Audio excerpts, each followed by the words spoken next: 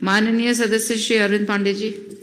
माननीय अध्यक्ष महोदया, आपने महामहिम राज्यपाल जी के अभिभाषण के समर्थन में मुझको बोलने का मौका दिया, आपका धन्यवाद। अध्यक्ष महोदया, यह देश हिंदू, मुस्लिम, सिख, ईसाई ये सबका देश है।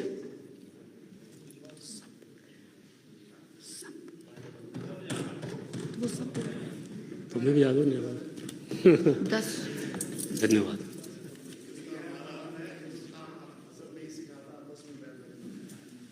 बोली बोली। और इन चारों लोगों को हिंदुस्तान से कोई अलग नहीं कर सकता।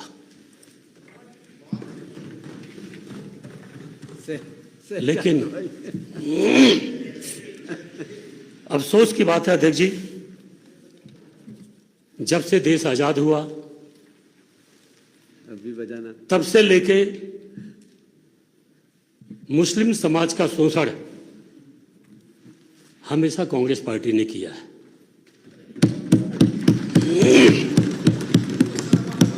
काजी साहब, और उसके प्रमाण है माननीय अध्यक्ष जी, मदरसा बोर्ड के नाम पे हमेशा मुस्लिम समाज के युवाओं को पीछे करने का काम कांग्रेस पार्टी ने किया है।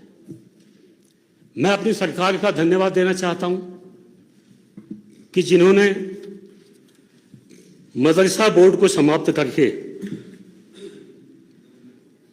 उत्तराखंड राज्य अल्पसंख्यक शिक्षा प्राधिकरण बना के मुस्लिम युवाओं को मुख्य धारा से जोड़ने का काम किया है, मैं अपनी सरकार का धन्यवाद देना चाहता हूं।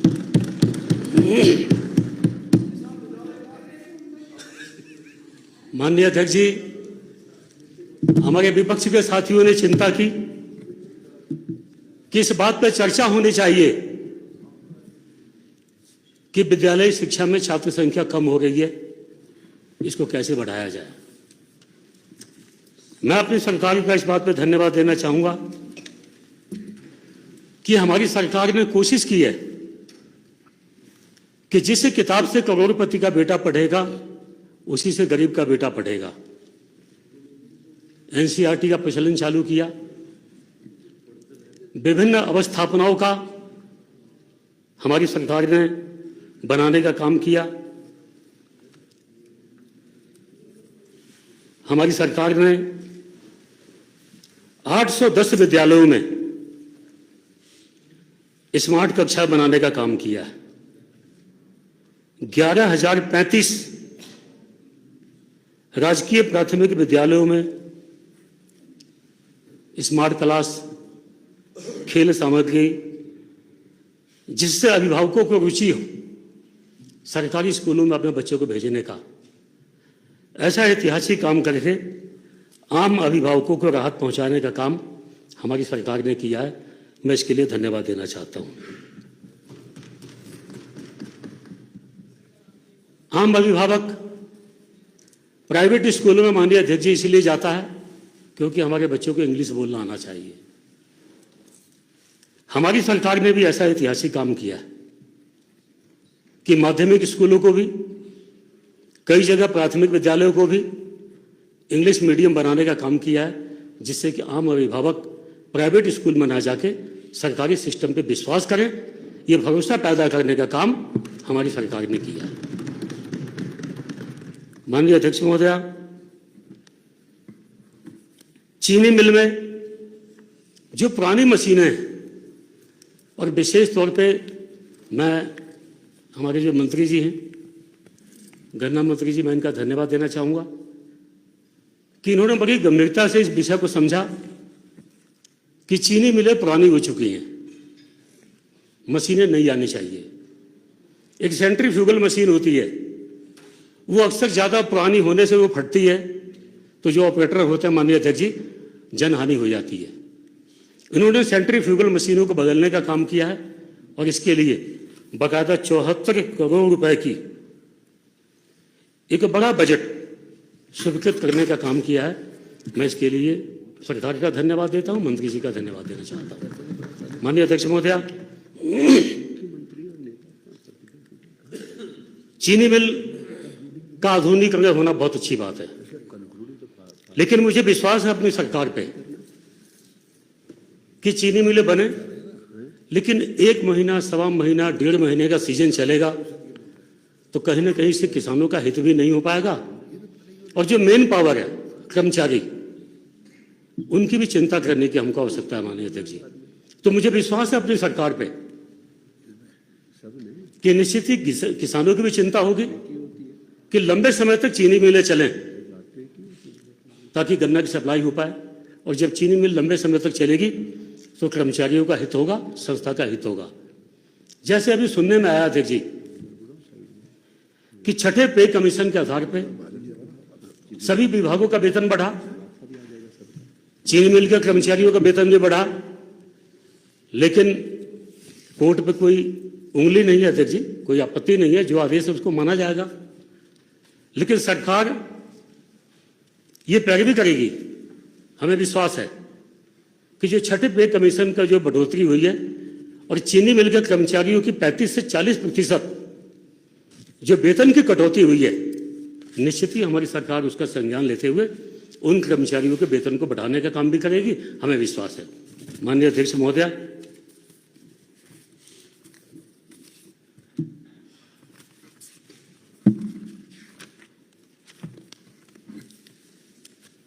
हमारी डबल इंजन की सरकार का लाभ इसे प्रदेश को मिलना चाहिए,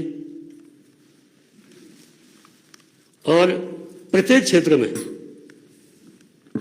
जो डबल इंजन की धमक है, इसका आम जनता को लाभ मिल रहा है।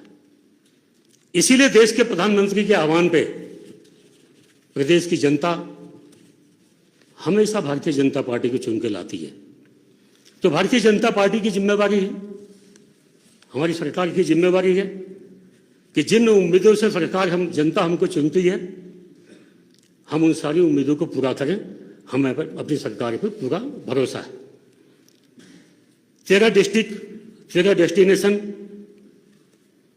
का निर्माण हमारी सरकार ने किया। इसी में हमारे विधानसभा क्षेत्र में एक पर्यटन केंद्र गुलर भोज, इसका निर्माण हुआ अध्यक्ष जी।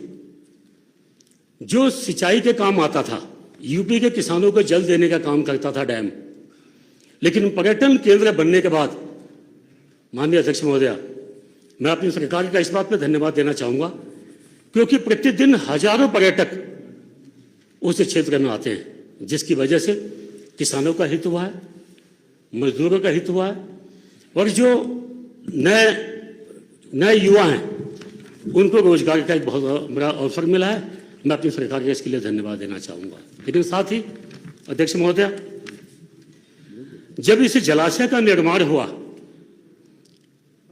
तो किसानों से 540 एकड़ जमीन, 685 एकड़ जमीन और मटकोटा की लगभग 240 के आसपास एकड़ जमीन है, ये किसानों से ली गई। मुझे अपनी सरकार पर भरोसा है माननीय अध्यक्ष जी कि कोई ना कोई कमेटी अवश्य बना के उन किसानों को न्याय दिलाने का काम, जिन किसानों से जमीन लेके डैम को बनाया गया, पर्यटन केंद्र बनाया गया, उन किसानों की जमीनों का मालिकाना हक उनको मिलेगा। हमें अपनी सरकार पर भरोसा है। साथ ही जो पर्यटक माननीय अध्यक्ष जी उस पर्यटन केंद्र में आते हैं, उनकी इच्छा होती है कि हम डैम के अंदर जाएं, बुक्सा जनजाति का रहन सहन क्या, हम उसको देख के आए। प्रवासी पक्षी आते हैं, उनको हम पहचाने। गुलर भोज में कई प्रकार की मछलियां हैं, उनको देख के आए। लेकिन दिक्कत है अध्यक्ष जी कि कोपा मुंशियारी है गांव, सेमल चौर है, परकिया है,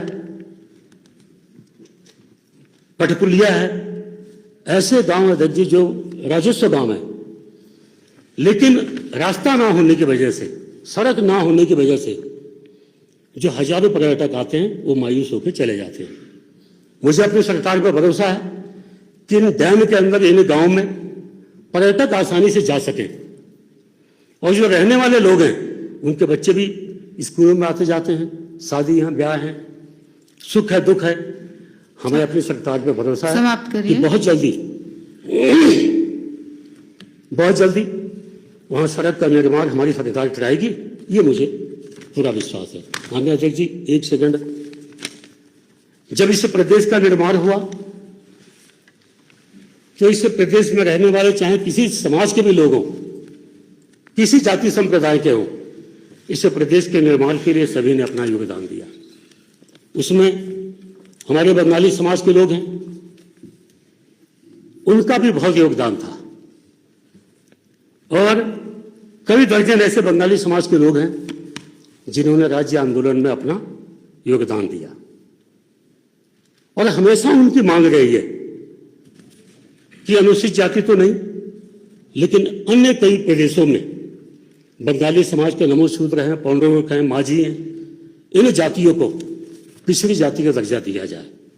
मुझे अपनी सरकार पर भरोसा है अध्यक्ष जी कि डबल इंजन की सरकार ने जहां प्रदेश को सम्मान देने का काम किया है, हमारी सरकार इन बंगाली समाज की जातियों को अन्य प्रदेशों की भांति, कुछ एक आध प्रदेश में हुआ है कि इन जातियों को पिछड़ी जाति का दर्जा दिया गया है, इन बंगाली समाज के लोगों को भी ओबीसी का दर्जा दिया जाएगा, मुझे विश्वास है। माननीय अध्यक्ष जी, आपने महामहिम राज्यपाल जी के अभिभाषण पे के समर्थन में मुझे बोलने का मौका दिया, आपका बहुत बहुत धन्यवाद।